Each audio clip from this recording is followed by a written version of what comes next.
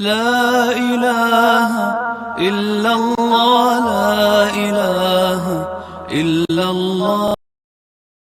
السلام علیکم ورحمۃ اللہ وبرکاتہ، نحمدہ ونصلی علی رسولہ الکریم، اما بعد فاعوذ باللہ من الشیطان الرجیم، بسم اللہ الرحمن الرحیم، رب اشرح لی صدری ویسر لی امری واحلل عقدۃ من لسانی یفقہوا قولی۔ ہم قیامت کے دن کے حالات کے بارے میں پڑھ رہے ہیں۔ قیامت کے بارے میں اللہ تعالیٰ فرماتے ہیں، بسم اللہ الرحمن الرحیم،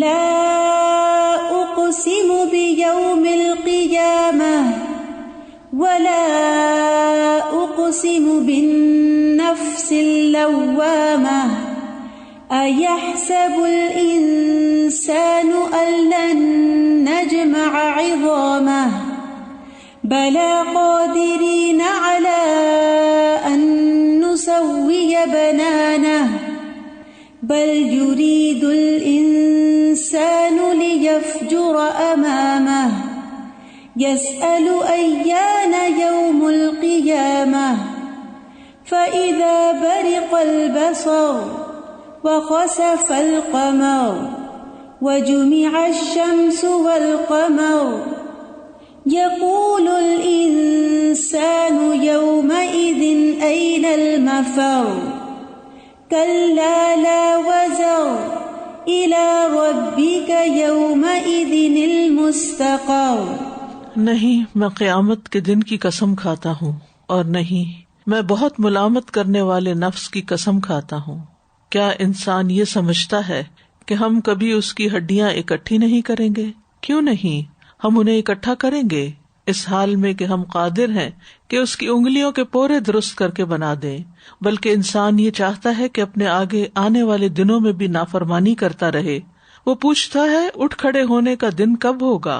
پھر جب آنکھ پتھرا جائے گی اور چاند گہنا جائے گا اور سورج اور چاند اکٹھے کر دیے جائیں گے، اور انسان اس دن کہے گا کہ بھاگنے کی جگہ کہاں ہے؟ ہرگز نہیں، پناہ کی کوئی جگہ نہیں، اس دن تیرے رب ہی کی طرف جا کر ٹھہرنا ہے۔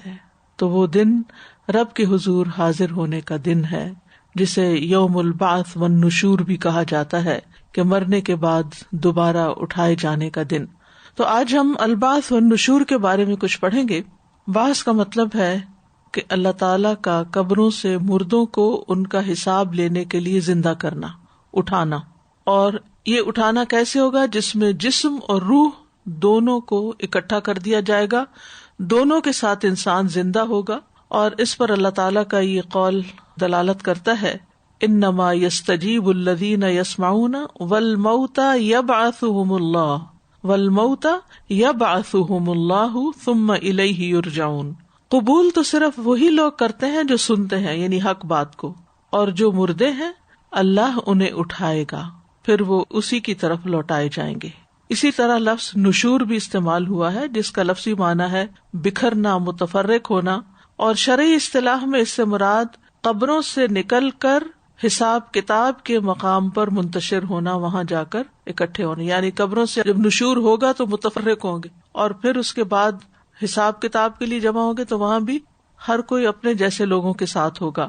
اور یہ نشور اس وقت ہوگا جب اللہ تعالیٰ بارش نازل کرے گا، تو جسم ایسے اگیں گے جیسے کھیتی اگتی ہے، پھر سور میں پھونک ماری جائے گی تاکہ لوگ حساب کے لیے کھڑے ہو جائیں۔ یعنی بارش کے برسنے سے جسم ایک طرح سے ریوائیو ہونا شروع ہو جائیں گے، اور جو ہی وہ جسم سور کی آواز سنیں گے تو پھر اٹھ کھڑے ہوں گے اور اللہ سبحانہ وتعالیٰ کے حضور حاضر ہو جائیں گے۔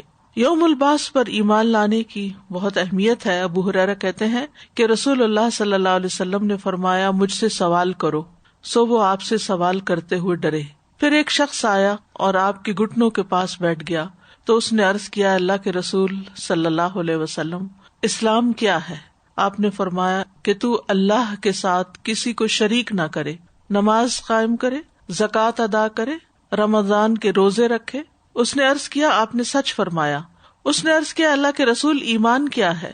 آپ نے فرمایا کہ تو اللہ پر، اس کے فرشتوں پر، اس کی کتاب پر، اس کے رسولوں پر ایمان لائے، اور قیامت کے دن اٹھنے پر، وَتُؤْمِنَ بِالْبَعْثِ، اور ہر تقدیر پر ایمان لائے، اس نے عرض کیا آپ نے سچ فرمایا. تو ایمانیات کی جو تفصیل ہے اس میں بھی بعث کا لفظ آتا ہے کہ انسان اس بات پر ایمان لائے کہ مرنے کے بعد جب وہ قبر میں جائے گا اور اپنا وقت پورا کر لے گا اور قیامت کا دن ہوگا، سور پھونکا جائے گا تو وہ دوبارہ قبر سے اٹھے گا. اور اٹھنے کی کیفیت بھی میں نے آپ کو بتا دی کہ پہلے بارش ہوگی جس سے جسم اگیں گے، اور پھر سور پھونکا جائے گا جس سے سب لوگ کھڑے ہو جائیں گے اور کھڑے ہو کر حشر کے میدان میں اکٹھے ہو جائیں گے اور الگ الگ ہوں گے. ہو سکتا ہے کہ 2 لوگوں کی قبریں ایک جگہ پر ہوں مرنے کے بعد، ساتھ ساتھ دفن ہوں، لیکن اٹھیں گے اپنے اپنے اعمال کے ساتھ کہ انما یبعث الناس علی نیاتہم، اپنی نیتوں کے ساتھ اٹھیں گے. جس کی نیت اچھی ہوگی وہ اچھے لوگوں کے ساتھ جا ملے گا، اور جس کی نیت خراب ہوگی وہ برے لوگوں کے ساتھ. تو مرنے کے بعد دوبارہ اٹھایا جانا برحق ہے. سورۃ المؤمنون میں اللہ تعالیٰ فرماتے ہیں وَلَقَدْ خَلَقْنَا الْإِنسَانَ مِنْ سُلَالَةٍ مِّن طِينٍ ثُمَّ جَعَلْنَاهُ نُطْفَةً فِي قَرَارٍ مَّكِينٍ ثُمَّ خَلَقْنَا النُّطْفَةَ عَلَقَةً فَخَلَقْنَا الْعَلَقَةَ مُضْغَةً فَخَلَقْنَا الْمُضْغَةَ عِظَامًا فَكَسَوْنَا الْعِظَامَ لَحْمًا ثُمَّ أَنشَأْنَاهُ خَلْقًا آخَرَ فَتَبَارَكَ اللَّهُ أَحْسَنُ الْخَالِقِينَ. ثُمَّ إِنَّكُمْ بَعْدَ ذَلِكَ لَمَيِّتُونَ ثُمَّ إِنَّكُمْ يَوْمَ الْقِيَامَةِ تُبْعَثُونَ. ان آیات میں ایک انسان کی زندگی کے سارے مرحلے بتا دیے گئے ہیں، اور بلا شبہ یقیناً ہم نے انسان کو حقیر مٹی کے ایک خلاصے سے پیدا کیا، پھر ہم نے اسے ایک قطرہ بنا کر ایک محفوظ ٹھکانے میں رکھا، پھر ہم نے اس قطرے کو ایک جمع ہوا خون بنایا، پھر ہم نے اس جمے ہوئے خون کو ایک بوٹی بنایا، پھر ہم نے اس بوٹی کو ہڈیاں بنایا، پھر ہم نے ان ہڈیوں کو گوشت پہنایا، پھر ہم نے اسے ایک اور صورت میں پیدا کر دیا. سو بہت برکت والا ہے اللہ جو پیدا کرنے والوں میں سب سے اچھا ہے. پھر بے شک تم اس کے بعد ضرور مرنے والے ہو، پھر بے شک تم قیامت کے دن اٹھائے جاؤ گے. ثم انکم یوم القیامت تبعثون. جس طرح پہلی بار پیدا ہوئے اسی طرح دوسری بار پیدا ہوگے. پہلی بار انسان ماں کے پیٹ سے برآمد ہوتا ہے، وہ بھی قبر ہی کی شیپ کا ہوتا ہے، اور دوسری دفعہ انسان قبر کے پیٹ سے اٹھے گا. زمین بھی ماں کی طرح ہے، انسان کو جب قبر میں ڈالا جاتا ہے تو ماں کی طرح بھیجتی ہے، اور پھر قیامت کے دن وہ جنم دے دے گی، انسان اس سے باہر نکل آئیں گے. سورۃ یاسین میں اللہ تعالیٰ فرماتے ہیں وَضَرَبَ لَنَا مَثَلًا وَنَسِیَ خَلْقَهُ قَالَ مَن يُحْيِي الْعِظَامَ وَهِيَ رَمِيمٌ قُلْ يُحْيِيهَا الَّذِي أَنشَأَهَا أَوَّلَ مَرَّةٍ وَهُوَ بِكُلِّ خَلْقٍ عَلِيمٌ. اور وہ ہمارے لیے تو مثال بیان کرتا ہے اور اپنی پیدائش کو بھول جاتا ہے. کہتا ہے کہ ہڈیاں جب بوسیدہ ہو چکی ہوں گی تو انہیں کون زندہ کرے گا؟ کہہ دو انہیں وہی زندہ کرے گا جس نے انہیں پہلی مرتبہ پیدا کیا، اور وہ ہر طرح کا پیدا کرنا خوب جاننے والا ہے. اہل مکہ سے خطاب ہے کہ وہ بعث بعد الموت پر یقین نہیں رکھتے تھے. انہیں یہ سمجھ نہیں آتی تھی کہ انسان مرنے کے بعد جب قبر میں دفن ہوتا ہے اور ہڈیاں جو ہیں وہ گل جاتی ہیں اور مٹی مٹی ہو جاتی ہیں تو دوبارہ کیسے وہ اگیں گی اور دوبارہ کیسے بنے گی. تو اس کا جواب دیا جا رہا ہے کہ کہہ دو انہیں وہی زندہ کرے گا جس نے انہیں پہلی بار پیدا کیا. وَهُوَ بِكُلِّ خَلْقٍ عَلِيمٌ. اور وہ تخلیق کا ہر کام جانتا ہے. تو اللہ سبحانہ تعالیٰ کے لیے دوبارہ پیدا کرنا کچھ بھی مشکل نہیں ہے. سورۃ لقمان میں آتا ہے ما خلقکم ولا بعثکم الا کنفس واحدہ ان اللہ سمیع بصیر. تم سب کو پیدا کرنا اور دوبارہ زندہ کر کے اٹھا دینا ایسا ہی ہے جیسے صرف ایک نفس کو پیدا کرنا. بلا شبہ وہ سب کچھ سننے والا اور دیکھنے والا ہے. یعنی جیسے کسی ایک کو پیدا کرنا، اسی طرح سب کو پیدا کرنا اس کے لیے ایک برابر ہے، کچھ مشکل نہیں. یعنی یہ کام اللہ تعالیٰ کے لیے بہت آسان ہے. سورۃ قاف میں آتا ہے انا نحن نحیی ونمیت والینا المصیر یوم تشقق الارض عنہم سراعا ذلک حشر علینا یسیر. یقیناً ہم ہی زندہ کرتے ہیں اور ہم ہی موت دیتے ہیں اور ہماری ہی طرف لوٹ کر آنا ہے. جس دن زمین ان سے پھٹے گی اس حال میں کہ وہ تیز دوڑنے والے ہوں گے. جیسے سورۃ یاسین میں بھی آتا نا فَإِذَا هُم مِّنَ الْأَجْدَاثِ إِلَىٰ رَبِّهِمْ يَنْسِلُونَ کہ وہ پرانی قبروں سے نکل کر اپنے رب کی طرف دوڑ رہے ہوں گے، تیزی سے بھاگ رہے ہوں گے. تو یہاں بھی جب زمین پھٹے گی تو وہ تیزی سے اس میں سے نکل کے دوڑ رہے ہوں گے. ذَلِكَ حَشْرٌ عَلَيْنَا يَسِيرٌ یہ ایسا اکٹھا کرنا ہمارے لیے بہت ہی آسان ہے. یعنی اللہ تعالیٰ کے لیے کچھ بھی مشکل نہیں. اللہ تعالیٰ دوبارہ پیدا کرنے پر، اٹھانے پر پوری طرح قادر ہے. أَوَلَيْسَ الَّذِي خَلَقَ السَّمَاوَاتِ وَالْأَرْضَ بِقَادِرٍ عَلَىٰ أَن يَخْلُقَ مِثْلَهُم بَلَىٰ وَهُوَ الْخَلَّاقُ الْعَلِيمُ. سورۃ یاسین میں ہی آتا ہے اور کیا جس نے آسمانوں اور زمین کو پیدا کر لیا وہ اس پہ قادر نہیں کہ ان جیسے اور پیدا کر دے، ان کو دوبارہ پیدا کر دے؟ کیوں نہیں، وہی سب کچھ پیدا کرنے والا، سب کچھ جاننے والا ہے. اور دوبارہ اٹھا کر ایک ایک پور درست بنا دیا جائے گا. یعنی انگلیوں کے کنارے جو ہیں وہ بھی، کیونکہ ان میں ایسے نشانات ہوتے ہیں جو انسان کی آئیڈینٹی ہوتے ہیں، جو ایک انسان کو دوسرے انسان سے مختلف بناتے ہیں. جیسے انسان کا تھم پرنٹ ہے، ہر شخص کا جو تھم پرنٹ ہے وہ دوسرے سے مختلف ہے. تو خصوصی طور پر انگلیوں کے ان حصوں کو بنانے کا ذکر بھی سورۃ القیامہ میں آتا ہے. اَيَحْسَبُ الْإِنسَانُ أَن لَّن نَّجْمَعَ عِظَامَهُ بَلَىٰ قَادِرِينَ عَلَىٰ أَن نُّسَوِّيَ بَنَانَهُ کیا انسان سمجھتا ہے کہ بے شک ہم کبھی اس کی ہڈیاں اکٹھی نہیں کریں گے؟ کیوں نہیں، ہم انہیں اکٹھا کریں گے، اس حال میں کہ ہم قادر ہیں کہ اس کی انگلیوں کے پورے درست کر کے بنا دیں. اور اللہ سبحانہ تعالیٰ تاکیدی طور پر فرماتے ہیں کہ وَأَنَّ السَّاعَةَ آتِيَةٌ لَا رَيْبَ فِيهَا وَأَنَّ اللَّهَ يَبْعَثُ مَن فِي الْقُبُورِ اور یہ کہ قیامت یقیناً آنے والی ہے، اس میں کوئی شک ہی نہیں ہے، اور یہ کہ اللہ تعالیٰ ان کو جو قبروں میں ہے دوبارہ اٹھا لے گا. جیسے سورۃ الانعام میں آتا ہے وَالْمَوْتَى يَبْعَثُهُمُ اللَّهُ ثُمَّ إِلَيْهِ يُرْجَعُونَ اور جو مردے ہیں اللہ ان کو اٹھائے گا، پھر وہ اسی کی طرف لوٹائے جائیں گے. اور کائنات کی نشانیوں سے دوبارہ جی اٹھنے پر دلائل دیے گئے، خاص طور پر بارش کے برسنے سے مردہ زمین جیسے زندہ ہوتی ہے، اسی طرح قیامت کے دن بھی بارش برسے گی اور مردے زندہ ہو جائیں گے. پودوں کے زمین سے نکلنے کی طرح بندے بھی زمین سے اٹھیں گے.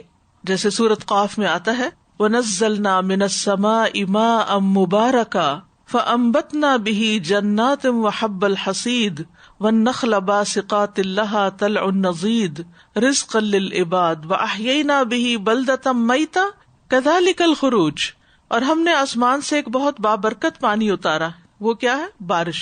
پھر ہم نے اس کے ساتھ باغات اور کاٹی جانے والی کھیتی کے دانے اگائے اور کھجوروں کے لمبے لمبے درخت جن کے تہ بتہ خوشے ہیں، بندوں کو روزی دینے کے لیے، اور ہم نے اس کے ساتھ ایک مردہ شہر کو زندہ کر دیا.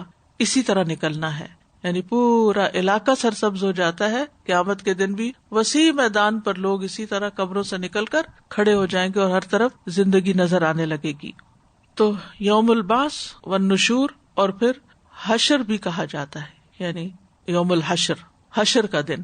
حشر کا مطلب ہے لوگوں کی جماعت کو ان کے رہنے کی جگہ سے نکالنا اور جنگ وغیرہ کے لیے اکٹھا کرنا. یعنی حشر کا لفظ جو ہے یہ جماعت یا گروہ پر بولا جاتا ہے، اور اصطلاحی معنوں میں حشر کا لفظ قیامت کے دن پر بولا جاتا ہے. یعنی وہ دن ہے جب لوگوں کو ہانک کر حساب کتاب کے لیے محشر میں اکٹھا کیا جائے گا. ابن حجر رحمہ اللہ حشر کا معنی بیان کرتے ہوئے کہتے ہیں کہ اس کا اصطلاحی معنی ہے سب مردوں کو دوبارہ زندہ کیے جانے کے بعد ان کو قبروں سے اور دیگر چیزوں سے کھڑے ہونے کے مقام پر جمع کرنا. یعنی جہاں قیام ہے سب کا، قیام لرب العالمین، وہاں سب کو ہانک کر لا کر اکٹھا کر دیا جانا. بیجوری کہتے ہیں حشر کا لفظ اس بات کی وضاحت کرتا ہے کہ تمام لوگوں کو چلا کر موقف کی طرف لایا جائے. موقف کیا؟ جہاں وقوف ہوگا، اور وقوف کیا ہوتا ہے؟ کھڑا ہونا. جیسے عرفہ کے دن کھڑے ہوتے ہیں نا، تو اس کو بھی وقوف کہتے ہیں، وقوف عرفہ. تو یہ وقوف محشر ہوگا، یعنی حشر کے میدان میں وقوف کرنا. اور موقف وہ جگہ ہے جہاں لوگوں کو کھڑا کیا جائے گا. تو قبروں سے کس طرح اٹھایا جائے گا؟ سورۃ الانفطار میں آتا ہے وَإِذَا الْقُبُورُ بُعْثِرَتْ، یعنی اب بعث، نشور، حشر. اب امیجنیشن سے بھی کام لیں، اپنے تصورات میں یہ ساری چیزیں لاتے جائیں کہ اب لوگ اکٹھے ہو گئے ہیں اور ہو رہے ہیں، تو قبر سے اٹھانے کا طریقہ کیا ہوگا؟ سورۃ الانفطار میں آتا ہے وَإِذَا الْقُبُورُ بُعْثِرَتْ، جب قبریں الٹ دی جائیں گی، یعنی نیچے کی مٹی اوپر کر دی جائے گی اور نکال کے باہر کر دیا جائے گا. اور پھر یہ کہ سب مخلوق کو اکٹھا کیا جائے گا، کوئی ایک شخص بھی باقی نہ رہے گا. سورۃ الکہف میں اللہ تعالیٰ فرماتے ہیں وَيَوْمَ نُسَيِّرُ الْجِبَالَ وَتَرَى الْأَرْضَ بَارِزَةً وَحَشَرْنَاهُمْ فَلَمْ نُغَادِرْ مِنْهُمْ أَحَدًا.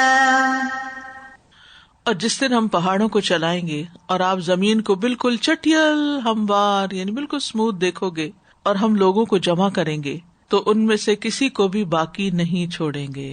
کوئی ایک بھی کہیں غائب نہیں ہو سکے گا، کہیں چھپ نہ سکے گا. کوئی درخت نہیں ہوگا، کوئی ٹیلا نہیں ہوگا، کوئی مکان نہیں ہوگا کہ جس کے اندر یا پہاڑ میں یا کسی غار میں یا انڈر گراؤنڈ جا کے چھپ جائیں. نہیں. فلم نغادر منہم احدا. شیخ سعدی رحمہ اللہ کہتے ہیں اللہ اس زمین پر تمام مخلوق کو اکٹھا کرے گا، ان میں سے کسی کو بھی باقی نہ چھوڑے گا. اگلوں پچھلوں سب کو صحراؤں کے پیٹوں سے، سمندر کی گہرائیوں سے، ہر جگہ سے نکال کر اکٹھا کرے گا ایک جگہ. جب ان کے اعضاء اور اجزاء بکھر چکے ہوں گے اور وہ پارا پارا ہو چکے ہوں گے تو اللہ ان کو نئی زندگی عطا کرے گا. لوگ صف باندھے اللہ کے سامنے پیش ہوں گے تاکہ اللہ تعالیٰ ان سے جواب دہی کرے. ان کے اعمال دیکھ کر ان کے بارے میں عدل پر مبنی فیصلہ ہوگا، انصاف کا فیصلہ. وَلَا يَظْلِمُ رَبُّكَ أَحَدًا، تمہارا رب کسی پر بھی ظلم نہیں کرے گا. سب لوگوں کو اکٹھا کیا جائے گا. ذَلِكَ يَوْمٌ مَجْمُوعٌ لَهُ النَّاسُ وَذَلِكَ يَوْمٌ مَشْهُودٌ، یہ وہ دن ہے جس کے لیے سب لوگ جمع کیے جانے والے ہیں، اور یہ وہ دن ہے جس میں حاضری ہوگی. اولین آخرین سب کے سب، حضرت آدم سے لے کر آخری پیدا ہونے والے انسان تک سب جمع کیے جائیں گے. قل ان الاولین والآخرین لمجموعون الی میقات یوم معلوم، کہہ دیجئے بے شک تمام پہلے اور پچھلے ایک معلوم دن کے مقرر وقت پر یقیناً اکٹھے کیے جانے والے. یعنی دن بھی معلوم ہے، وقت بھی معلوم ہے، طریقہ بھی معلوم ہے، سب نے اللہ کے حضور حاضر ہونا ہے. اگر انسان اس بات پر یقین رکھتا ہو کہ یہ سب کچھ ہونا ہے تو پھر اس کی زندگی کتنی مختلف ہو جائے، وہ کتنا اللہ کانشیس ہو جائے. وہ ہر بات میں یہ دیکھے کہ میرا رب مجھ سے راضی ہے یا نہیں. اس کے سارے معاملات، چاہے عبادات ہوں چاہے لوگوں سے معاملات ہوں، وہ کھڑے ہو جائیں، درست ہو جائیں. نبی صلی اللہ علیہ وسلم نے فرمایا اللہ اگلوں اور پچھلوں کو کھڑے ہونے کی حالت میں ایک مقرر دن کے لیے جمع کرے گا. تو اسی لیے یہ قیامت اور قیام اور کھڑا ہونا جو ہے یہ ذہن میں رہے. پھر اللہ تعالیٰ نے ہر ایک کو شمار کر کے رکھا ہوا ہے، سب گنتی میں ہے. انسانوں کی گنتی جو ہے وہ غلط ہو جاتی ہے. ادھر کسی بھی علاقے یا کسی بھی شہر یا ملک کے لوگوں کی گنتی کی جاتی ہے تو ابھی گنتی جاری ہوتی ہے کہ کچھ مر جاتے ہیں، اس میں سے ڈراپ ہو جاتے ہیں اور کچھ نئے پیدا ہو چکے ہوتے ہیں، وہ گنتی پھر خراب ہو جاتی. یعنی ایکوریٹ نمبر کبھی کوئی نہیں نکال سکتا کسی علاقے کا، کیونکہ یہ ہیومنلی پاسبل نہیں ہے. لیکن اللہ سبحانہ وتعالیٰ نے سب کو شمار کر رکھا ہے. لقد احصاہم وعدہم عدا وکلہم آتیہ یوم القیامۃ فردا، بلا شبہ یقیناً اس نے ان کا احاطہ کر رکھا ہے، انہیں گن رکھا ہے، اچھی طرح شمار کر رکھا ہے، اور ان میں سے ہر ایک قیامت کے دن اس کے پاس اکیلا آنے والا ہے. پھر اسی طرح یہ کہ جب لوگ اٹھیں گے گروہ در گروہ بھی اٹھیں گے. یوم ینفخ فی الصور فتأتون افواجا، فوج در فوج نکل آؤ گے، چاہے اکٹھے ہوں گے لیکن ہر ایک اپنے اون پر ہوگا، اپنے اعمال کے ساتھ ہوگا. جہاں کہیں بھی کوئی ہوگا اللہ اس کو لے آئے گا. اینما تکونوا یأتی بکم اللہ جمیعا، تم جہاں ہوگے اللہ تمہیں اکٹھا کر کے لے آئے گا. ان اللہ علی کل شیء قدیر، بے شک اللہ تعالیٰ ہر چیز پر خوب قدرت رکھتا ہے. پھر یہ ہے کہ کائنات میں بکھرے ہوئے کو اکٹھا کر کے کھڑا کر دے گا، چاہے وہ کسی بھی حالت میں ہوں، پتھر ہوں، لوہا ہوں یا کچھ اور ہوں. ان کے باڈیز میں جتنی کیمیکل چینجز آ چکی ہوں، وہ کچھ سے کچھ بن چکے ہوں، لیکن وہ واپس اٹھا دیے جائیں گے. ابو ہریرہ رضی اللہ عنہ کہتے ہیں رسول اللہ صلی اللہ علیہ وسلم نے فرمایا ایک آدمی نے ایک بھی نیکی نہ کی تھی، جب وہ مرنے لگا تو اس نے اپنے گھر والوں سے کہا کہ مجھے جلا کے میرا آدھا حصہ سمندر میں ڈال دینا، جبکہ آدھا حصہ ہواؤں میں اڑا کے خشکی پہ بکھیر دینا۔ پس اللہ کی قسم اگر اللہ نے اسے قابو کر لیا، اللہ اسے ضرور بے ضرور ایسا عذاب دے گا کہ جہان والوں میں سے کسی کو نہیں دیا ہوگا۔ بس جب وہ آدمی مر گیا تو اس کے گھر والوں نے وہی کیا جو انہیں حکم دیا گیا تھا، یعنی باپ نے جو کچھ کہا تھا۔ بس اللہ نے خشکی کو حکم دیا تو اس نے جو بھی حصہ اس میں تھا اس کے جسم کے ذرات کا اس نے اس کو جمع کر لیا۔ سمندر کو حکم دیا تو پانی نے وہ سارے ذرات جمع کر دیے جو اس کے جسم کے تھے، اور اللہ کے سامنے لا کے اس کو کھڑا کر دیا گیا۔ اللہ نے اس سے پوچھا ایسا تو نے کیوں کیا؟ اس نے کہا میرے رب تیرے خوف کی وجہ سے، اور تو زیادہ جانتا ہے۔ تو اللہ تعالیٰ نے اس کو بخش دیا۔ اور ایک اور روایت میں آتا ہے اللہ عز و جل نے ہر چیز کو جس میں بھی اس کے جسم کا کوئی حصہ تھا اس کو حکم دیا کہ جو کچھ تجھ میں اس کا حصہ نکال دے، تو ناگہاں وہ اللہ کے سامنے پورے کا پورا کھڑا تھا۔ تو اللہ تعالیٰ نے اس سے پوچھا کہ تم نے یہ سب کیوں کیا؟ اس نے کہا یا رب تیرے ڈر کی بنا پر۔ تو اللہ تعالیٰ نے اس کو بخش دیا، کیونکہ جو اللہ سے ڈرتا ہے وَلِمَنْ خَافَ مَقَامَ رَبِّهِ جَنَّتَانِ۔ پھر یہ ہے کہ آدمی زمین کے جس علاقے میں بھی مرتا ہے تو قیامت کے دن وہ زمین کہے کہ کیا اللہ یہ وہ بنتا ہے جو تو نے مجھے سونپا تھا، یعنی جہاں بھی مرتا ہے جہاں بھی دفن کیا جاتا ہے وہ نکال دے گی، چاہے وہ رہتا کہیں اور ہی کیوں نہ ہو۔ پھر یہ ہے کہ جسم روح سے مل جائیں گے، اور نہ صرف یہ کہ انسان بلکہ باقی جاندار بھی اٹھائے جائیں گے۔ سورۃ الانعام میں آتا ہے وَمَا مِن دَابَّةٍ فِي الْأَرْضِ وَلَا طَائِرٍ يَطِيرُ بِجَنَاحَيْهِ إِلَّا أُمَمٌ أَمْثَالُكُمْ مَا فَرَّطْنَا فِي الْكِتَابِ مِن شَيْءٍ ثُمَّ إِلَىٰ رَبِّهِمْ يُحْشَرُونَ۔ اور زمین میں چلنے والا نہ کوئی جانور نہ اڑنے والا جو اپنے دو پروں سے اڑتا ہے مگر تمہاری طرح امتیں ہیں، ہم نے کتاب میں کسی چیز کی کمی نہیں چھوڑی، پھر وہ اپنے رب کی طرف اکٹھے کیے جائیں گے۔ یعنی اڑنے والے پرندے بھی اکٹھے کیے جائیں گے اور زمین پہ چلنے والے جاندار بھی اکٹھے کیے جائیں گے، وحشی جانوروں کو بھی اکٹھا کیا جائے گا۔ وَإِذَا الْوُحُوشُ حُشِرَتْ، وحوش کا بھی یعنی وحشی جانوروں کا بھی حشر ہوگا۔ وَمَا بَثَّ فِيهِمَا مِن دَابَّةٍ وَهُوَ عَلَىٰ جَمْعِهِمْ إِذَا يَشَاءُ قَدِيرٌ۔ تو یہ اللہ کی نشانیوں میں سے ہے کہ جو بھی اس نے زمین و آسمان میں جاندار پھیلا دیے ہیں وہ ان کو اکٹھا کرنے پہ پوری طرح قادر ہے، جہاں بھی کوئی ہوگا سب کو اکٹھا کر لے گا۔ شیاطین کو بھی اکٹھا کیا جائے گا۔ سورۃ مریم میں آتا ہے فَوَرَبِّكَ لَنَحْشُرَنَّهُمْ وَالشَّيَاطِينَ ثُمَّ لَنُحْضِرَنَّهُمْ حَوْلَ جَهَنَّمَ جِثِيًّا۔ تو قسم ہے تیرے رب کی، بے شک ہم ان کو اور شیطانوں کو ضرور اکٹھا کریں گے، پھر بے شک ہم انہیں جہنم کے گرد ضرور گھٹنوں کے بل گرے ہوئے حاضر کریں گے۔ تو اس سے یہ پتہ چلتا ہے کہ صرف انسانی کا حشر نہیں ہونے والا بلکہ باقی مخلوقات کا بھی۔ جہاں تک انسانوں کا تعلق ہے تو لوگ ننگے پاؤں ننگے بدن اور بے ختنہ اٹھائے جائیں گے، یعنی انسانوں کے جسم پر نہ کپڑے ہوں گے، نہ پاؤں میں جوتے ہوں گے اور نہ ان کے ختنے ہوئے ہوں گے، یعنی بالکل پہلی حالت میں جیسا کہ پہلی مرتبہ اللہ تعالیٰ نے پیدا کیا۔ ابن عباس کہتے ہیں نبی صلی اللہ علیہ وسلم نے فرمایا قیامت کے دن تم لوگ ننگے پاؤں برہنہ بدن بغیر ختنہ جمع کیے جاؤ گے۔ پھر آپ نے یہ آیت پڑھی کما بدأنا اول خلق نعیدہ وعدا علینا انا کنا فاعلین۔ جس طرح ہم نے پہلی پیدائش کی ابتدا کی، یعنی پہلی دفعہ تمہیں پیدا کیا، اسی طرح ہم اسے لوٹائیں گے، دوبارہ پیدا کریں گے، یہ ہمارے ذمے وعدہ ہے، یقیناً ہم ہمیشہ پورا کرنے والے ہیں۔ اور پھر یہ کہ جب انسانوں پر یعنی کپڑا نہیں ہوگا تو بھی کسی کو کسی کی طرف دیکھنے کی ہوش نہیں ہوگی۔ صحابیات اس پر پریشان ہوئی کہ پھر ہمارے لباس نہیں ہوں گے تو پھر کیا ہوگا۔ حضرت سودا کہنے لگی جب انہوں نے یہ حدیث سنی نبی صلی اللہ علیہ وسلم سے، کہنے لگے اللہ کے رسول ہے ہماری شرمگاہیں نظر آئیں گی، ہم ایک دوسرے کو دیکھ پائیں گے؟ آپ نے فرمایا لوگ ایسا کرنے سے مشغول ہوں گے، ان کو اپنی ایسی فکر پڑی ہوگی کہ وہ کسی کی طرف نہیں دیکھیں گے۔ پھر آپ نے آیت تلاوت فرمائی یوم یفر المرء من اخیہ و امہ و ابیہ و صاحبتہ و بنیہ لکل امرئ منہم یومئذ شأن یغنیہ۔ بس جب کانوں کو بہرا کرنے والی قیامت آئے گی جس دن آدمی اپنے بھائی سے بھاگے گا، اپنی ماں اور باپ سے، اپنی بیوی اور بیٹوں سے، اس دن ان میں سے ہر شخص کی ایسی حالت ہوگی جو اسے دوسروں سے بے پرواہ کر دے گی۔ یہاں تو ایک بات یہ کہی گئی کہ بغیر لباس کے اٹھائے جائیں گے، لیکن دوسری جگہ یہ بھی آتا ہے کہ مردوں کو ان کے کفن میں ہی اٹھایا جائے گا۔ رسول اللہ صلی اللہ علیہ وسلم نے فرمایا جب کوئی آدمی اپنے بھائی کو کفن دینے کا ذمہ دار بنے تو اچھا کفن دے، کیونکہ مردوں کو اپنے کفن میں اٹھایا جائے گا اور اسی لباس میں وہ ملاقات کریں گے۔ یوم الطلاق ہے نا، ایک دوسرے کو دیکھیں گے. ابو سعید خدری رضی اللہ عنہ کی موت کا وقت قریب آیا تو انہوں نے نئے کپڑے طلب کیے اور ان کو پہنا، اور اس کے بعد فرمایا کہ میں نے رسول اللہ صلی اللہ علیہ وسلم سے سنا، آپ فرماتے تھے کہ مردہ اسی لباس میں قبر سے اٹھایا جائے گا جس میں اس کی موت واقع ہوئی تھی. اب ایک یہ بھی روایت ہے، یعنی کفن سے پہلے جو کپڑے پہنے ہوئے تھے اس میں اٹھایا جائے گا، دوسری میں کیا ہے کفن میں اٹھایا جائے گا، اور تیسرا کیا ہے ننگے اٹھیں گے. تو اب ان روایات میں تطبیق کیسے ہوگی؟ پہلی بات یہ کہ علماء کہتے ہیں کہ قبر سے اٹھتے وقت کفن میں ہوں گے، بعد میں وہ کفن جھڑ جائیں گے اور حشر میں وہ برہنہ ہوں گے. ٹھیک ہے، یعنی ایک رائے یہ دی جاتی ہے. پھر وہ کہتے ہیں کہ جب قبروں سے نکالے جائیں گے تو اس وقت لباس ہوگا، حشر میں ننگے بدن کھڑے کیے جائیں گے، یعنی یوں اس پہ تطبیق کرتے ہیں. دوسرا یہ کہتے ہیں کہ کچھ لوگ برہنہ ہوں گے، کچھ لوگ لباس میں ہوں گے. ٹھیک ہے، کچھ لوگ لباس میں ہوں گے، کچھ بے لباس ہوں گے. ابن حجر کی رائے ہے کہ کچھ لوگوں کو حشر میں ننگا اٹھایا جائے گا اور کچھ کو بالباس.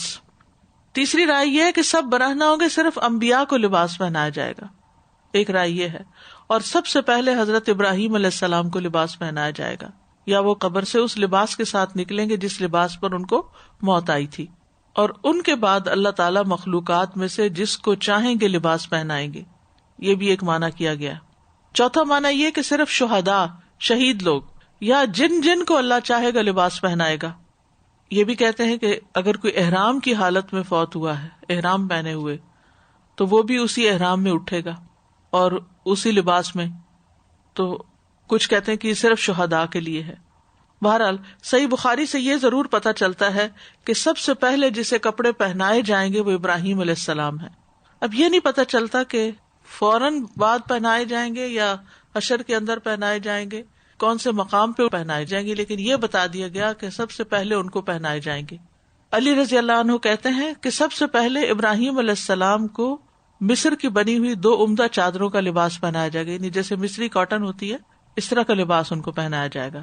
پھر نبی صلی اللہ علیہ وسلم کو یمن کی 2 دھاری دار چادروں کا حلہ پہنایا جائے گا اور آپ عرش کی دائیں جانب ہوں گے. پھر یہ ہے کہ موت والی حالت پر لوگوں کو اٹھایا جائے گا. یہ بات تو پہلے بھی آپ نے سنی ہوگی کہ یبعث کل عبد علی ما مات علیہ، جو شخص جس حال میں فوت ہوگا اللہ اسے اسی حال میں اٹھائے گا. احرام والا احرام کی حالت میں شہید خون کے ساتھ، اور اسی طرح اگر کوئی غلط کام کرتے ہوئے مرے گا تو وہ اسی کام کے ساتھ اٹھے گا. جابر رضی اللہ عنہ کہتے ہیں کہ میں نے نبی صلی اللہ علیہ وسلم کو یہ فرماتے ہوئے سنا ہے کہ قبر سے ہر شخص کو اسی حال پہ اٹھایا جائے گا جس پہ وہ مرا ہوگا، مومن اپنے ایمان پر اور منافق اپنے نفاق پر. پھر اسی طرح انما یبعث الناس علی نیاتہم، نبی صلی اللہ علیہ وسلم نے فرمایا لوگ قیامت کے دن اپنی نیتوں کے مطابق اٹھائے جائیں گے. حاجی تلبیہ کہتے ہوئے اٹھے گا، لبیک اللہم لبیک پکارتے ہوئے اٹھے گا، اور اس کو اگر احرام کا کفن دیا جاتا ہے تو وہی پہن کے. شہید بہتے ہوئے خون کے ساتھ اٹھے گا. رسول اللہ صلی اللہ علیہ وسلم نے فرمایا اس ذات کی قسم جس کے ہاتھ میں میری جان ہے، جو شخص بھی اللہ کے راستے میں زخمی ہوا اور اللہ تعالیٰ خوب جانتا ہے کہ اس کے راستے میں کون زخمی ہوا، وہ قیامت کے دن اس طرح سے آئے گا کہ اس کے زخموں سے خون بہ رہا ہوگا. رنگ تو خون جیسا ہوگا لیکن اس میں خوشبو مشک جیسی ہوگی، یعنی مسک کی طرح کی. شہید شہداء کی مہر کے ساتھ اٹھے گا.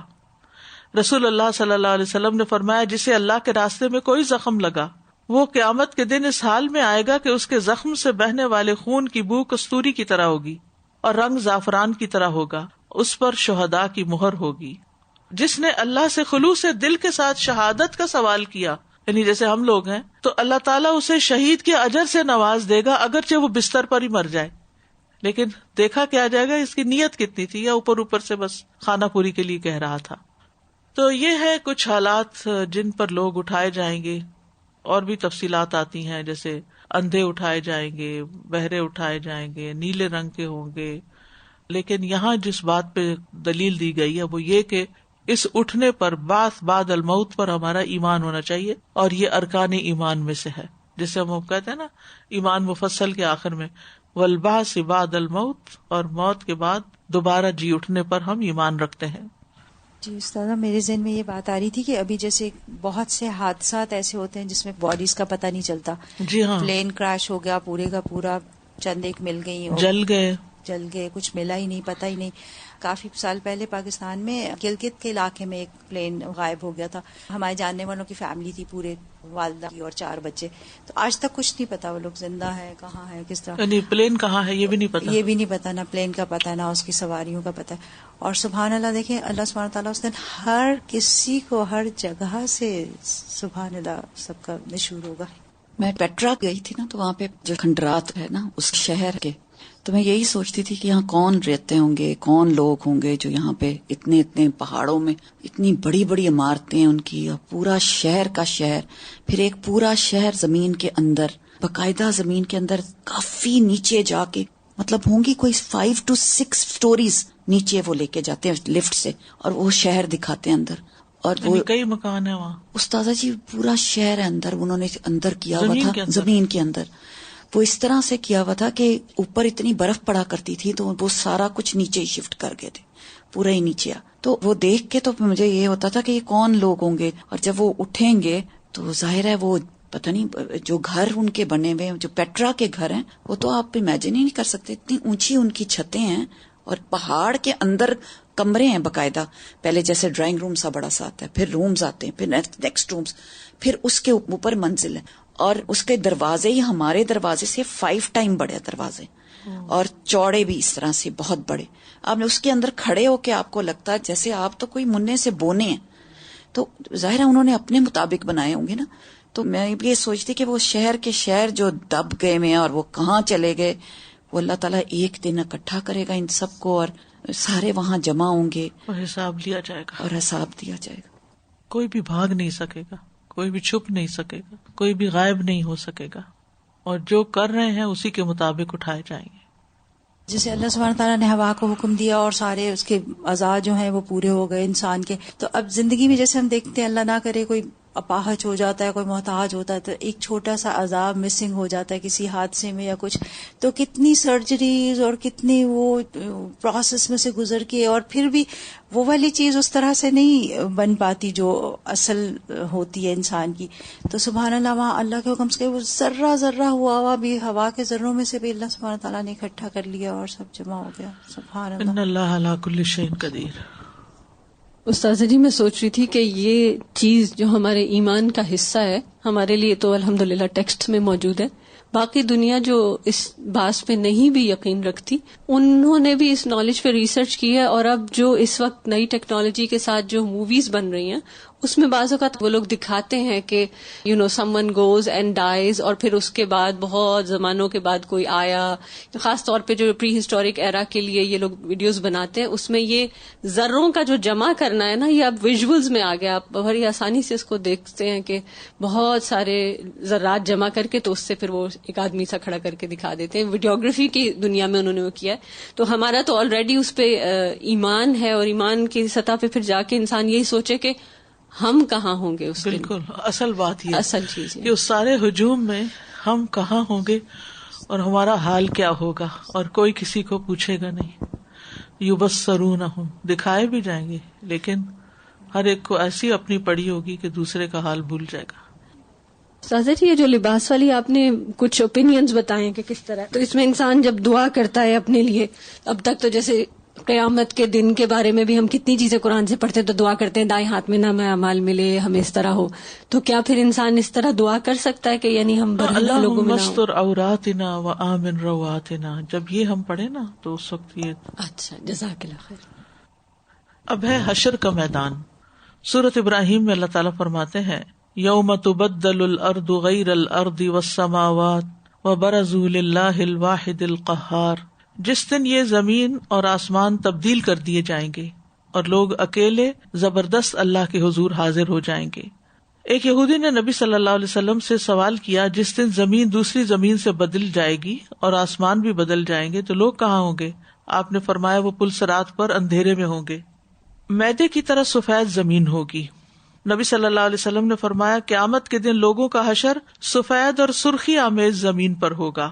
جیسے میدے کی روٹی صاف اور سفید ہوتی ہے, اس زمین پر کسی چیز کا کوئی نشان نہیں ہوگا, کیونکہ جب صاف پیپر ہوتا ہے نا تو اس پہ جو بھی لکھا ہوتا ہے وہ نظر آتا ہے. تو زمین نیچے سے چمک رہی ہوگی, صاف ہوگی, تو اس پر کھڑا ہوا ہر شخص جو ہے وہ پوری طرح ویزیبل ہوگا. حشر کے میدان میں مختلف لوگوں کی مختلف حالتیں ہوں گی. مومن اور متقین اس دن امن میں ہوں گے. یہ ایک بڑی دل کو تسلی دینے والی بات ہے کہ ایمان اور تقوی انسان کو فائدہ دے گا. یا عبادی لا خوف علیکم اليوم ولا انتم تحزنون الذین آمنوا بآیاتنا وکانوا مسلمین. اے میرے بندو، آج نہ تم پر کوئی خوف ہے نہ تم غمگین ہوگے، وہ لوگ جو ہماری آیات پر ایمان لائے اور وہ فرما بردار تھے. سورۃ یونس میں اللہ تعالیٰ فرماتے ہیں الا ان اولیاء اللہ لا خوف علیہم ولا هم يحزنون الذین آمنوا وكانوا يتقون لهم البشرى في الحياة الدنيا وفي الآخرة لا تبديل لكلمات الله ذلك هو الفوز العظيم. سبحان اللہ.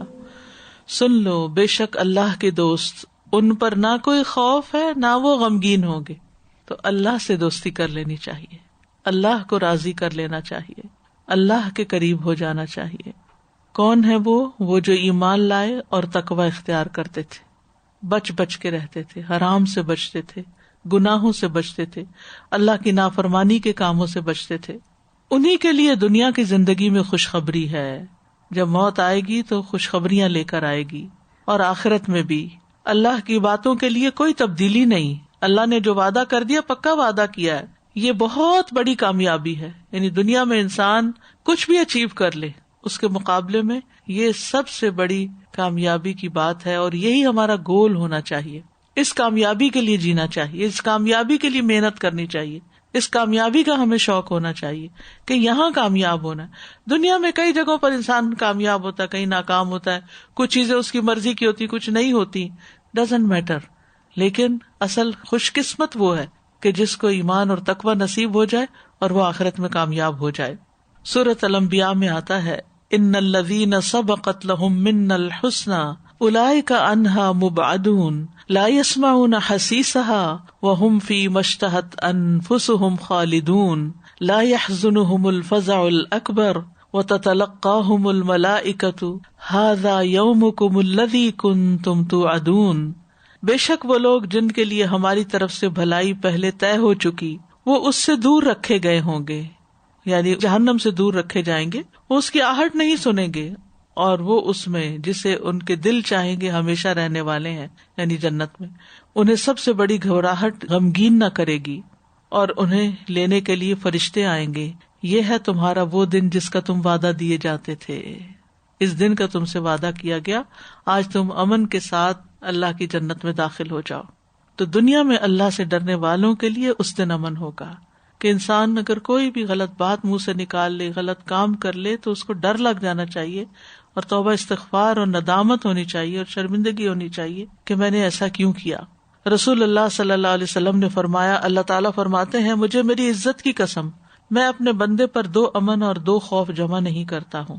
یعنی اگر میرا بندہ دنیا میں مجھ سے امن میں رہا تو میں اسے اس دن خوف میں مبتلا کروں گا جس دن اپنے بندوں کو جمع کروں گا، اور اگر وہ دنیا میں مجھ سے ڈر گیا تو لوگوں کے جمع ہونے کے دن میں اسے امن عطا کروں گا. تو کچھ لوگ ہیں نا، وہ یہ کہتے ہیں کہ اللہ سے نہیں ڈرتے، اللہ ہے بس پیار ہی پیار، ڈرنے کی ضرورت نہیں ہے. ڈرنے کی ضرورت ہے. اللہ بہت بڑا، اور ہم اس کی نافرمانی کر کے اس کو ناراض کرتے ہیں، اس کا غضب بھڑکاتے ہیں. تو اس سے توبہ کرنی چاہیے اور اس کو خوش کر دینا چاہیے اطاعت کے ساتھ. کچھ چہرے اس دن حشاش بشاش ہوں گے. وجوہ یومئذ ناظرہ الی ربہا ناظرہ. اس دن کئی چہرے تر و تازہ ہوں گے، اپنے رب کی طرف دیکھنے والے ہوں گے. دوسری جگہ پر آتا ہے یوم تبیض وجوہ وتسود وجوہ. جس دن کچھ چہرے سفید ہوں گے اور کچھ چہرے سیاہ ہوں گے. تو جن لوگوں کے چہرے سیاہ ہوں گے، کیا تم نے اپنے ایمان کے بعد کفر کیا، یعنی ایمان لا کے پھر اللہ کی نافرمانی کے کام کیے، تو عذاب چکھو اس وجہ سے جو تم کفر کیا کرتے تھے. وَأَمَّا الَّذِينَ ابْيَضَّتْ وُجُوهُهُمْ فَفِي رَحْمَةِ اللَّهِ هُمْ فِيهَا خَالِدُونَ. رہے وہ لوگ جن کے چہرے سفید ہوں گے، سو اللہ کی رحمت میں ہوں گے، وہ اس میں ہمیشہ رہنے والے ہیں، ہمیشہ ہمیشہ. امت محمد صلی اللہ علیہ وسلم کے وضو کی وجہ سے اعضاء چمک رہے ہوں گے. رسول اللہ صلی اللہ علیہ وسلم نے فرمایا میری امت کے لوگ وضو کے نشانات کی وجہ سے قیامت کے دن سفید پیشانی اور سفید ہاتھ پاؤں والوں کی شکل میں بلائے جائیں گے. یعنی وہ جب اٹھیں گے تو ان کے ہاتھ پاؤں چمک رہے ہوں گے. یہ وضو کی برکت ہے، اس لیے کبھی بھی وضو سے گھبرانا نہیں چاہیے. شوق سے اور مل مل کے اور خوشی سے وضو کرنا چاہیے. فرمایا تم میں سے جو کوئی اپنی چمک بڑھانا چاہتا ہے وہ بڑھا لے، یعنی اچھی طرح وضو کیا کرے. عبداللہ بن مسعود کہتے ہیں لوگوں نے عرض کیا یا رسول اللہ آپ قیامت کے روز اپنے امتیوں کو کیسے پہچانیں گے جن کو آپ نے کبھی دیکھا بھی نہیں ہوگا؟ آپ نے فرمایا وہ وضو کے اثرات کی وجہ سے سفید روشن پیشانی والے، چمکتے ہوئے روشن ہاتھ پاؤں والے چتکبرے ہوں گے. یعنی باقی جسم کے مقابلے میں جیسے بکرا ہوتا ہے نا چتکبرا، کہ اس کا کچھ حصہ جسم کا سیاہ ہوتا ہے اور کچھ حصہ سفید ہوتا ہے، تو اسی طرح رسول اللہ صلی اللہ علیہ وسلم نے فرمایا میں قیامت کے دن اپنے ہر امتی کو پہچان لوں گا. صحابہ نے عرض کیا یا رسول اللہ مخلوق کے اتنے بڑے ہجوم میں آپ انہیں کیسے پہچانیں گے؟ نبی صلی اللہ علیہ وسلم نے فرمایا یہ بتاؤ اگر تم کسی استبل میں داخل ہو جہاں کالے سیاہ گھوڑے بندھے ہوئے ہوں اور ان میں ایک گھوڑے کی پیشانی روشن چمکدار ہو اور سفید ہو تو کیا تم اسے دیگر گھوڑوں میں پہچان لو گے؟ صاف نظر آؤٹ شائن کر رہا ہوگا. انہوں نے جواب دیا کیوں نہیں؟ نبی صلی اللہ علیہ وسلم نے فرمایا اسی طرح اس دن میری امتیوں کی پیشانیاں سجدوں کی وجہ سے روشن اور وضو کی وجہ سے ان کے اعضاء چمک رہے ہوں گے. یہ تو مومنین اور متقین کا حال ہوگا. اس کے برعکس مجرمین کی حالت کیا ہوگی؟ ان کے چہرے پر ذلت چھائی ہوئی ہوگی. وَتَرْهَقُهُمْ ذِلَّةٌ جیسے سورۃ یونس میں آتا ہے کہ انہیں ذلت ڈھانپ لے گی. مَا لَهُم مِّنَ اللَّهِ مِنْ عَاصِمٍ انہیں اللہ سے بچانے والا کوئی نہیں ہوگا. كَأَنَّمَا أُغْشِيَتْ وُجُوهُهُمْ قِطَعًا مِّنَ اللَّيْلِ مُظْلِمًا أُولَٰئِكَ أَصْحَابُ النَّارِ هُمْ فِيهَا خَالِدُونَ گویا ان کے چہروں پر رات کے بہت سے ٹکڑے اڑا دیے گئے ہوں کالے سیاہ، جبکہ وہ اندھیری ہو.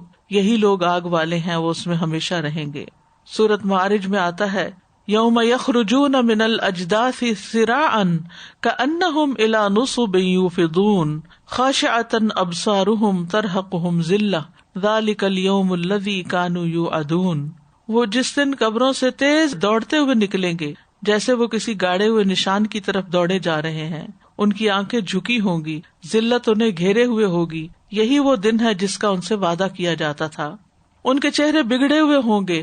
وَوُجُوهٌ يَوْمَئِذٍ بَاسِرَةٌ تَظُنُّ أَن يُفْعَلَ بِهَا فَاقِرَةٌ اور کئی چہرے اس دن بگڑے ہوئے ہوں گے، وہ یقین کریں گے کہ ان کے ساتھ کمر توڑ برتاؤ کیا جائے گا. خوف سے آنکھوں کا رنگ بدل جائے گا. یوم ينفخ فی الصور ونحشر المجرمین یومئذ زرقا جس دن سور میں پھونکا جائے گا اور ہم مجرموں کو اس دن اس حال میں اکٹھا کریں گے کہ وہ نیلی آنکھوں والے ہوں گے. یعنی ان کی آنکھیں نیلی ہو جائیں گی. ایک تو نیلی وہ خوبصورت چمکدار آنکھیں ہوتی ہیں، وہ نہیں، یعنی ان کے رنگ ایسے بگڑ سے جائیں گے خوف کے مارے، ڈر کے مارے. جیسے خون جم جاتا ہے نا تو جسم نیلا ہو جاتا ہے، جیسے کہتے نیل پڑ گئے، اس طرح منہ کے بل گھسٹ کے میدان کی طرف جائیں گے. نبی صلی اللہ علیہ وسلم نے فرمایا تم قیامت کے دن پیدل اور سوار اٹھائے جاؤ گے. کچھ ایسے لوگ بھی ہوں گے جنہیں منہ کے بل گھسیٹا جائے گا. متکبرین اس دن چیونٹیوں کی شکل میں ہوں گے اور جہنم کے ایسے قید خانے میں داخل ہو جائیں گے جس کا نام بلس ہوگا. اور ان لوگوں پر آگوں کی آگ چھائے گی. انہیں طینۃ الخبال کا پانی جو اہل جہنم کی پیپ ہوگی وہ پلایا جائے گا. سود کھانے والے دیوانہ اور بدحواس ہو کر اٹھیں گے. رسول اللہ صلی اللہ علیہ وسلم نے فرمایا تم ایسے گناہوں سے بچو جو معاف نہیں کیے جاتے. اور ایک روایت میں آتا ہے جن گناہوں کا کفارہ نہیں ہوتا. جس نے جو چیز خیانت کی قیامت کے دن اسی کے ہمراہ لایا جائے گا. یعنی اللہ کے مال میں خیانت یا لوگوں کے مال میں خیانت. سود کھانے والے کے بارے میں یہ وعید ہے کہ جس نے سود کھایا وہ اس کی وجہ سے قیامت کے دن دیوانہ اور بدحواس اٹھایا جائے گا. پھر آپ نے یہ آیت پڑھی الذین یأکلون الربا لا یقومون الا کما یقوم الذی یتخبطہ الشیطان من المس. جو لوگ سود کھاتے ہیں کھڑے نہ ہوں گے مگر جیسے وہ شخص کھڑا ہوتا ہے جسے شیطان نے چھو کر خبتی بنا دیا ہو. تو یہ ہے مجرموں کی حالت. پھر ہے کفار کی حالت، یعنی جو بالکل ایمان ہی نہیں رکھتے آخرت کے دن پر. کفار قبروں سے اٹھ کر حیران پریشان ہو جائیں گے. قالوا یا ویلنا من بعثنا من مرقدنا ھذا ما وعد الرحمن وصدق المرسلون. کہیں گے ہائے افسوس ہم پر، ہمیں ہماری خوابگاہ سے کس نے اٹھا کھڑا کیا. یہ تو وہی چیز ہے جس کا رحمان نے وعدہ کیا تھا اور رسولوں نے سچ کہا تھا. جھوٹ اور تکبر کی وجہ سے چہرے سیاہ ہوں گے. وَيَوْمَ الْقِيَامَةِ تَرَى الَّذِينَ كَذَبُوا عَلَى اللَّهِ وُجُوهُهُمْ مُسْوَدَّةٌ أَلَيْسَ فِي جَهَنَّمَ مَثْوًى لِلْمُتَكَبِّرِينَ. اور قیامت کے دن تو دیکھے گا کہ وہ لوگ جنہوں نے اللہ پر جھوٹ باندھا ان کے چہرے سیاہ ہوں گے. کیا جہنم میں ان متکبروں کے لیے کوئی ٹھکانہ نہیں؟ پھر اسی طرح انکار کرنے والوں کو چہرے کے بل اندھے گنگے اور بہرے اٹھایا جائے گا. وَنَحْشُرُهُمْ يَوْمَ الْقِيَامَةِ عَلَى وُجُوهِهِمْ عُمْيًا وَبُكْمًا وَصُمًّا مَأْوَاهُمْ جَهَنَّمُ كُلَّمَا خَبَتْ زِدْنَاهُمْ سَعِيرًا ذَلِكَ جَزَاؤُهُمْ بِأَنَّهُمْ كَفَرُوا بِآيَاتِنَا وَقَالُوا أَإِذَا كُنَّا عِظَامًا وَرُفَاتًا أَإِنَّا لَمَبْعُوثُونَ خَلْقًا جَدِيدًا. اندھے گنگے اور بہرے اٹھایا جائے گا. ان کا ٹھکانہ جہنم ہے. جب کبھی بجھنے لگے گی تو ہم ان پر بھڑکا کر آگ زیادہ کر دیں گے. یہی ان کی جزا ہے کیونکہ انہوں نے ہماری آیات کا انکار کیا اور کہا کہ جب ہم ہڈیاں اور ریزہ ریزہ ہو گئے تو کیا واقعی ہم ضرور نئے سرے سے پیدا کر کے اٹھائے جانے والے ہیں. تو یہ ان کے انکار آخرت کی وجہ سے ان کے ساتھ سلوک کیا جائے گا کہ وہ اندھے گنگے بہرے اٹھیں گے. کفار کو چہروں کے بل اٹھایا جائے گا. اللہ کے ذکر سے منہ موڑنے والوں کو اندھا اٹھایا جائے گا. سورۃ طٰہٰ میں آتا ہے وَمَنْ أَعْرَضَ عَنْ ذِكْرِي فَإِنَّ لَهُ مَعِيشَةً ضَنْكًا وَنَحْشُرُهُ يَوْمَ الْقِيَامَةِ أَعْمَىٰ قَالَ رَبِّ لِمَ حَشَرْتَنِي أَعْمَىٰ وَقَدْ كُنْتُ بَصِيرًا قَالَ كَذَلِكَ أَتَتْكَ آيَاتُنَا فَنَسِيتَهَا وَكَذَلِكَ الْيَوْمَ تُنسَىٰ. اور جو میری یاد سے منہ موڑے گا تو اس کی زندگی تنگ ہو جائے گی اور قیامت کے دن ہم اسے اندھا کر کے اٹھائیں گے. وہ کہے گا اے میرے رب تو نے مجھے اندھا کر کے کیوں اٹھایا حالانکہ میں تو دنیا میں آنکھوں والا تھا. اللہ تعالیٰ فرمائے گا جس طرح ہماری آیات تمہارے پاس آئیں تو نے انہیں بھلا دیا اسی طرح آج تو بھی بھلا دیا جائے گا. تو اللہ کا ذکر بھول جانا, قرآن پڑھ کے ایسا جیسے پڑھا ہی نہ ہو اور اس سے بالکل غافل ہو جانا اور دینی رہنمائی ایک طرف اور اپنی مرضی اپنی خواہشات کے مطابق زندگی گزارنا, یہ سب اس چیز کا سبب ہے. پھر کفار کے چہرے غبار آلود بھی ہوں گے. وَوُجُوهٌ يَوْمَئِذٍ عَلَيْهَا غَبَرَةٌ تَرْهَقُهَا قَتَرَةٌ أُولَئِكَ هُمُ الْكَفَرَةُ الْفَجَرَةُ. اور کچھ چہرے اس دن ان پر ایک غبار ہوگا, ان کو سیاہی ڈھانپے ہوئے ہوگی, یہی ہیں جو کافر ہیں, نافرمان ہیں. کافر کے لیے وہ دن بہت کٹھن دن ہوگا, مشکل دن ہوگا. هَذَا يَوْمٌ عَسِرٌ, وہ کہیں گے یہ تو بڑا کٹھن دن ہے. کافر اس دن کی ہولناکی سے مرنے کی خواہش کرے گا. انا انذرناکم عذابا قریبا یوم ینظر المرء ما قدمت یداہ ویقول الکافر یا لیتنی کنت ترابا. بلا شبہ ہم نے تمہیں ایک ایسے عذاب سے ڈرا دیا ہے جو قریب ہی ہے, جس سے آدمی دیکھ لے گا کہ اس کے دونوں ہاتھوں نے آگے کیا بھیجا, اور کافر کہے گا کاش میں مٹی ہوتا, یعنی مجھے دوبارہ نہ اٹھایا جاتا. ہم اکثر ایک دفعہ قرآن سے یا تو گزر جاتے ہیں یا ہم نے بچپن سے ہی پڑھا ہوتا ہے تو اسی کو ہم کافی سمجھتے ہیں کہ بس ہم نے پڑھا اور ہم بھول جاتے ہیں اس کو. اور یہ سب جو نشانیاں یہ بار بار پڑھنے سے, ہم نے ابھی جیسے تدبر کا کورس کیا, ہم نے مختلف طریقوں سے بھی پڑھا ہے, پھر بھی ہمیں یاد دہانی کی کتنی زیادہ ضرورت ہے. لیکن لوگ جو ہیں وہ اسی پر ہی بہت خوش ہو جاتے ہیں کہ جی ہم نے پڑھا ہوا ہے قرآن, اب ہمیں مزید نہ کہا جائے کہ ابھی دوبارہ سے پڑھو, یا پھر ترجمہ اگر جیسے ابھی ریوائز ہو کے نیا ترجمہ آیا, نئے پارے آئے, سب کچھ, تو لوگ اس کو کہتے ہیں وہ پہلے والا جو تھا وہ کیسا تھا. ہر چیز میں امپروومنٹ ہوتی ہے. اسی طرح انسان کے ایمان بڑھتا ہے اور مسلسل اپنے آپ کو جیسے گھسیٹنا پڑتا ہے کہ ہم یہ کام کرتے چلے آئیں. اللہ تعالیٰ ہم سب کو بس بچا کے رکھے اور اللہ تعالیٰ اس میں عمل کی توفیق عطا فرمائے. وآخر دعوانا ان الحمد للہ رب العالمین. سبحانک اللہم وبحمدک اشہد ان لا الہ الا انت استغفرک واتوب الیک. السلام علیکم ورحمۃ اللہ وبرکاتہ.